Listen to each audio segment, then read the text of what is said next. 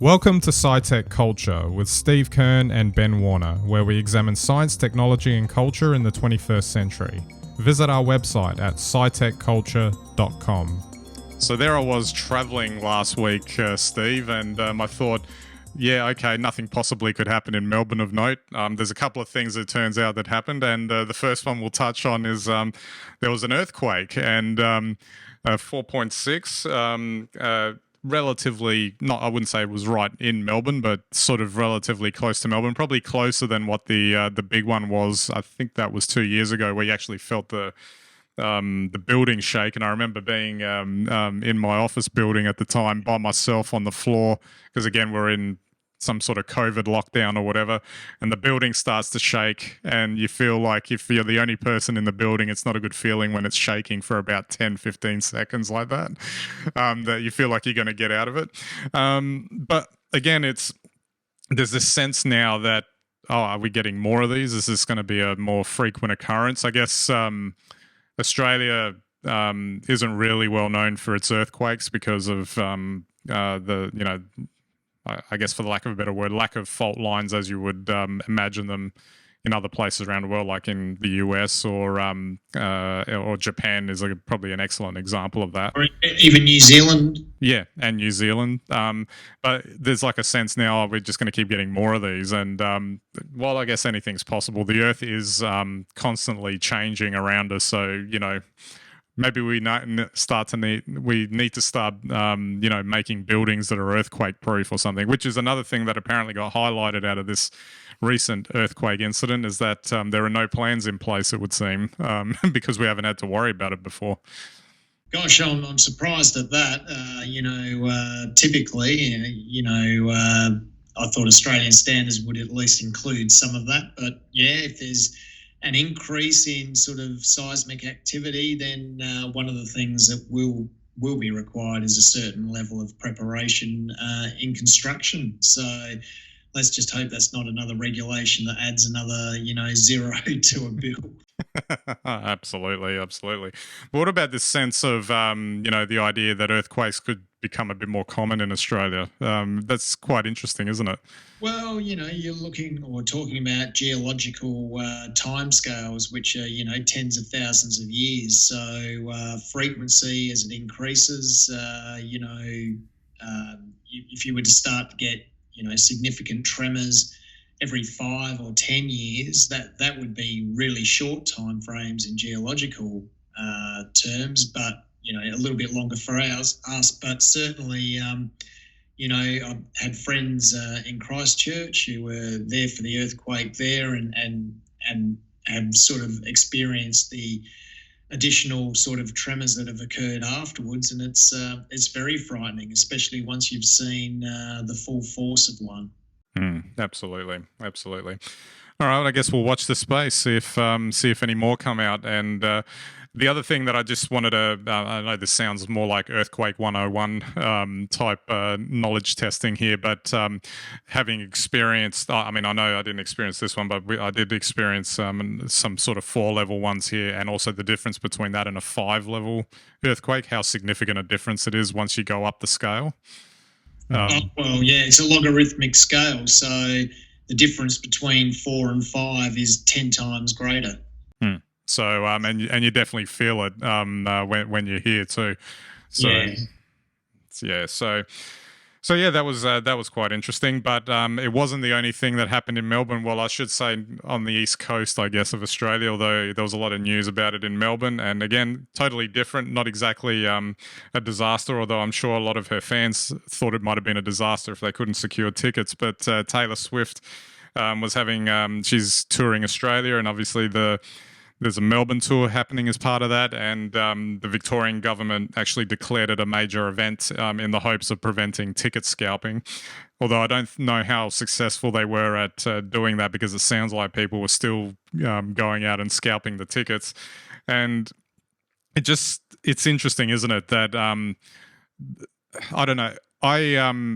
It's been quite a while since I've actually purchased a ticket to go to a live event like that, quite some time. And even then I felt it was kind of daunting because, I would want to think that I'd rather have a more casual approach to it, that you could just log on and buy it. But it seems like if you don't do it within the first 6 seconds of it going live, you're probably going to get shut out. And then it's the scalpers who've got some sort of, I don't know, like a computer set up that's ready to auto buy the second the thing is open, and then you're shut out anyway, and you have to buy it for 3 times the price from a scalper if you were wanting to go that way. So I don't know if any of this is any good, or whether there's an opportunity here for them to reform the system in terms of how to purchase tickets, but I just can't see it happening. Like, as long as they get the money from all the tickets being bought, they don't care really where it comes from, and it probably doesn't matter to them about the user experience. Well, that's right. Look, I'm highly cynical of any, government that says they're going to try and regulate like ticket scalping. I mean, at the other end of the scale, if you don't want scalping, how about nobody buys tickets that are being scalped? Just a suggestion. As for technology, I had friends who missed out on tickets, and I had friends who got tickets very easily. And it seems they were all going for tickets at different locations and times. And it seems, it's luck of the draw. And from my own personal experience, I've tried to book tickets for events in the past, and sometimes I've found it incredibly easy. That opens up, you're straight in, but 9 times out of 10, it seems like you're locked out.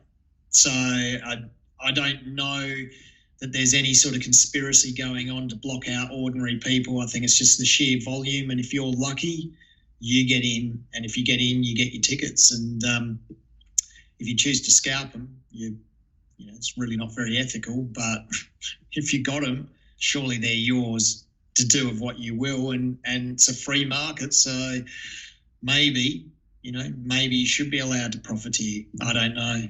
The dark side of living in an inflationary economy where cost of living is biting, is it? Well, I will say this, though. I mean, these are going to be amazing concerts by any standard. I mean, 3.5-hour shows that are just visually and musically and artistically are just going to be absolutely fantastic. And, of course, you've probably heard the chatter around Australia, some states not being visited by Tay-Tay, and I'm thinking like, well, when you put on a show of that magnitude, and it must take a lot of energy to put on a performance like that, really impressive energy to be a professional and then to provide or present a show like that, and to be effectively as a solo act in a lot of ways. I'm not sure that, it'd be possible to do much more than 5, 6, 7 shows within a fortnight. That's hard work. Absolutely. And I guess we'll hear all about it in the coming weeks or whatever. Actually, I don't even know when they were actually going, but I'm sure we'll hear about it because it managed to dominate the news for the better part of a week or so. Don't worry, Ben. The hysteria will be absolutely whipped up. There'll be, will they be random, just, chance shots of her out in a beanie in the middle of, summer sun or something like that with a, or will they be set up? Who knows? But there'll be sightings everywhere. She'll be at restaurants, she'll be at venues, she'll be at places, and people are going to go absolutely mental. We know that for a fact. No, they will. All right, and just lastly, this one just caught my eye because there's always something that's found that could be potentially carcinogenic, and in this case, aspartame. Is it a cause of cancer? I didn't send this through to you earlier, Steve, but even though I found this article on the BBC, they in the Google search, they actually had a 2013 article that said there was nothing wrong with it. But that's for another that's a joke for another day. But it's kind of the same thing where this idea that the WHO is going to come out and say it's possibly carcinogenic, but it's kind of like, what is it based on? What are the risk factors? And that it's just too random how would you call it? How can you actually tell based on each person's individual reaction? You might be able to come up, even if it was the case, you might be able to come up with a generic sort of warning if this was the case. But people have so many different reactions to these things. And then there's like the idea that, you know, you'd have to drink up to 36 cans of, you know, soda or something to actually get to the levels that they're talking about. I don't know about you, Steve. I'd be lucky if I could get past a third can in one day before I got sick of it. But I'm sure there might be people out there that are drinking that much. Look, I think there's ample evidence to show that if you drink more than about 4 litres, and there are people that do it daily of these sorts of soft drinks, you're probably well on the road to hospitalisation anyway. And that's not because of the drinks, but it's because you're probably imbalancing your intake of food, nutrients, and fluids. So just to be clear about that, it's not even, you know, specifically the drinks, it's just the fact that you're drinking that much. And look, you know, if you actually look at the tables of carcinogens, I think there's 3 or 4 categories of carcinogen, and 3 of them are possible/potential. And I think the top one is absolutely. And I think from memory, there's only a handful, literally a handful of totally, we're absolutely sure carcinogen, you know, products. The rest are all potential. And I think the thing we always have to remember, and we covered probability around these sorts of things in our last episode, and, you know, your lifetime probability of getting a particular cancer might be 1%. And, you know, quite possible that drinking a substance, in this case, we're talking about aspartame, that might double your chance of getting a particular cancer. And then that would mean you'd have a 2% chance, which is still fairly low. So it's very hard to actually connect the dots between any particular substance possibly being a carcinogen to actually being a carcinogen, because the percentages of opportunity of you developing a cancer is usually pretty low. And then even if it doubles, you know, it's not significant. You really have to start looking at something that will, you know, well, like drinking benzene, for instance. If you do that, there's a fair chance if the benzene doesn't kill you first, over a longer period of time, you would get a cancer of some sort. Which leads me to my next point, which is why does this type of thing come up, apart from it being a good media story? And I'm going to open it up to other times this sort of thing comes up. You know, one week chocolate's bad for you, the next week it's you know, it's got it's good for you because it's got antioxidants in it. They've made the same arguments about coffee, for instance, good, bad, whatever. And there's an angle to it that, you know, it's again, it's that form of clickbait, and it's actually a form of clickbait that's existed well before social media and the internet came in, because they've had these sorts of studies forever, and they've frequently been on, you know, news headlines for as long as I can remember. And maybe it's just an easy story to tell, perhaps, in that respect. Look, these are easy stories to make up from having solid data, I guess is the thing. You know,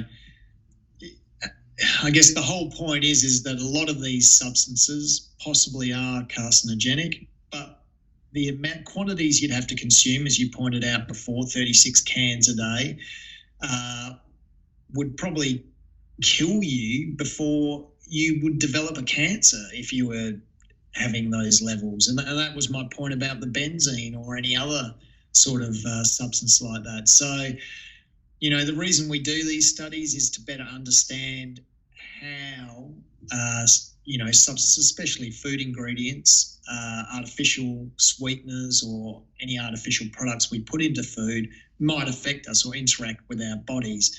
And it's about building a database of that. And as we learn more about our genetics and epigenetics, we'll actually understand much better who is susceptible to these like substances causing a cancer or causing some sort of illness. And that's the purpose of, you know, ranking these substances as possibly or probably carcinogenic.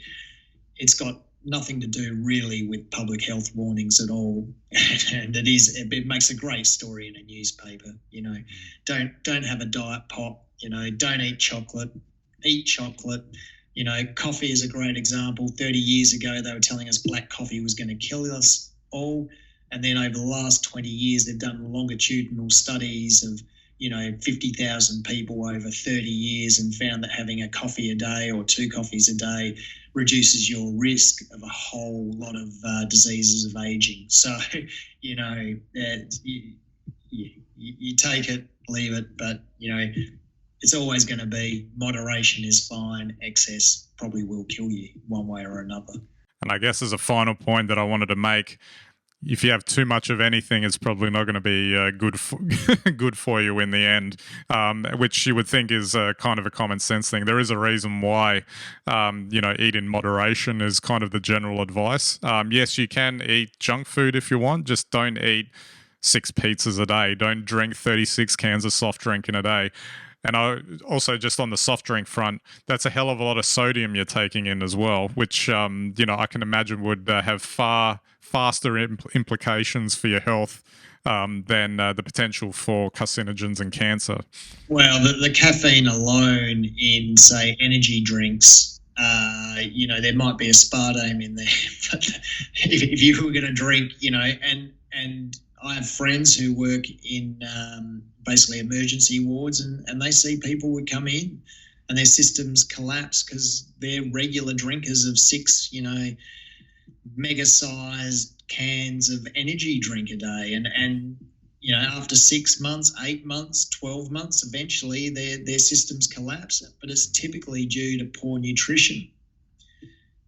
It's because when you're having 8 cans of energy drink a day, you're probably not eating the right other stuff around it to support it. But geez, what a pounding you're giving your body. Absolutely. So stay healthy out there, kids. Make sure have lots of water and eat in moderation. Not too much. Yes. That there it is, the moderation word again. Make sure you stick to it. All right, Steve, I might have to just go order a pizza and a Diet Coke now. Oh, yeah, I'll join you, Ben. Absolutely. All right. Excuse me. So don't forget to check out our website, scitechculture.com. You can get all of our links and content there. You can subscribe to our YouTube and Vimeo channels, our RSS feeds, and watch us on any and all of your devices. And we greatly appreciate your visits to our website. All right, so that's it for this episode. We'll catch you next time.